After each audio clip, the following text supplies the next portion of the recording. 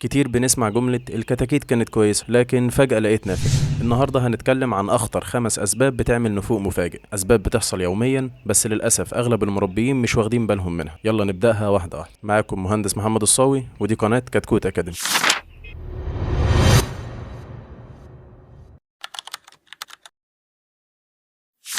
السلام عليكم ورحمة الله وبركاته. طيب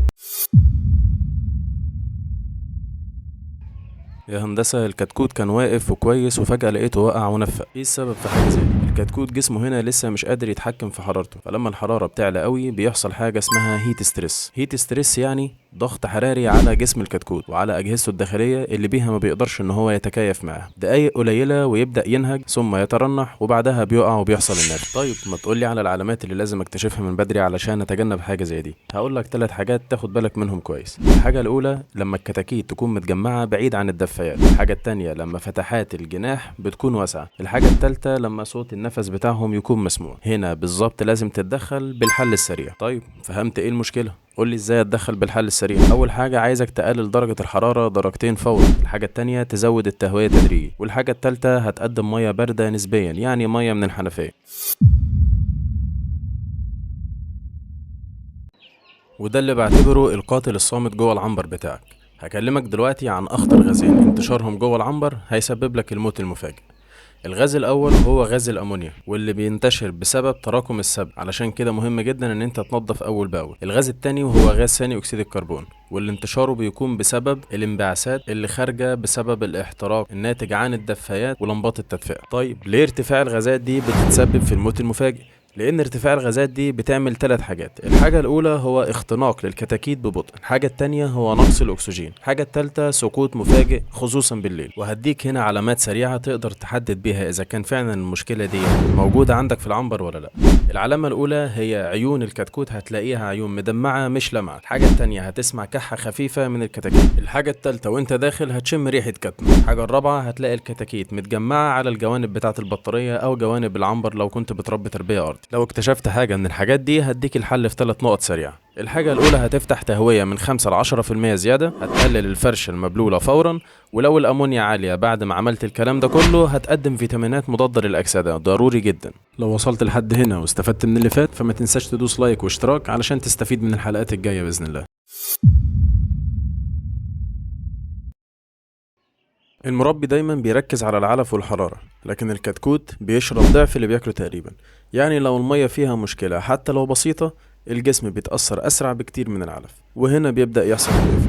وعلى فكرة مش لازم يبان قبلها إسهال ولا أعراض واضحة. وهنا هقولك إزاي المية الملوثة بتسبب الموت المفاجئ. لما البكتيريا بتزيد في الخط أو الخزان بيحصل حاجتين مهمين.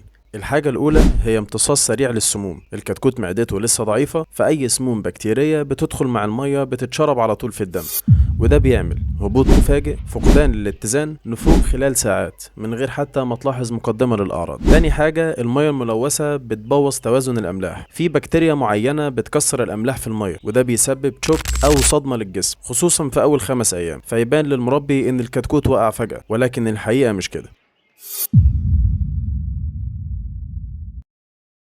وعشان كده مهم تعرف معايا أسباب تلوث المية اللي تقريبا محدش بياخد باله منها. الحاجة الأولى وهي بواقي أدوية من الدورة اللي فاتت، الكتكوت الجديد يخش يشربها فجسمه يحصل له صدمة. الحاجة التانية التعقيم قبل التشغيل بيوم واحد بس، وده مش كفاية. الخط بيحتاج نقع لمدة 8 ساعات على الأقل علشان يشتغل مظبوط. الحاجة التالتة الخزانات البلاستيك القديمة. خلي بالك إن الخزانات البلاستيك القديمة دي بتعمل ميكروبات بشكل ثابت حتى لو غسلتها سطحيا. الحاجة الرابعة هو استخدام نبل ضعيف، لأن ده بيحبس بواقي المية دايما، ودي وسط مثالي للبكتيريا. ومن هنا نعرف إن احنا لازم ناخد بالنا من النقط دي كويس علشان نقدر نتلاشى المشاكل اللي بتحصل بسبب تلوث المية.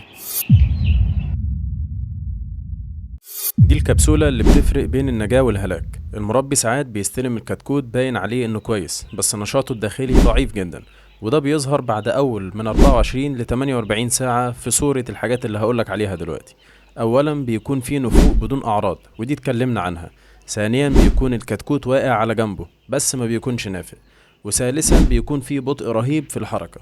طيب ايه الحل؟ الحل في 3 حاجات. الحاجة الأولى إنك تفرز الكتاكيت كويس جدا قبل ما تستلمها. الحاجة التانية انك تضيف فيتامينات ومحلول جفاف اول 48 ساعة. الحاجة التالتة انك تظبط الحرارة بتاعتك في الاستقبال تكون من 33 ل 34 درجة مئوية، ودي اتكلمنا عنها في حلقة قبل كده، هسيب لك اللينك بتاعها في اخر الحلقة.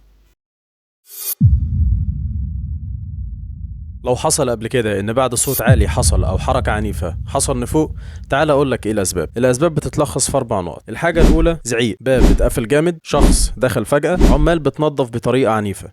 طيب ليه الاربع حاجات دي بتؤدي للنفوق او الموت؟ الكتكوت هنا بنتكلم في عمر يومين او 3 ايام بيكون قلبه ضعيف. الصدمة القوية بتعمل عنده حاجة من الاتنين، توقف مفاجئ لعضلة القلب أو نفوق في ثواني. طيب إيه الحل؟ الهدوء التام جوه العنبر، الإضاءة تكون ثابتة مع الحفاظ على برنامج إظلام ثابت، الدخول والخروج يكون بهدوء. خليني أقول لك دلوقتي على أهم نقطتين لازم تركز فيهم.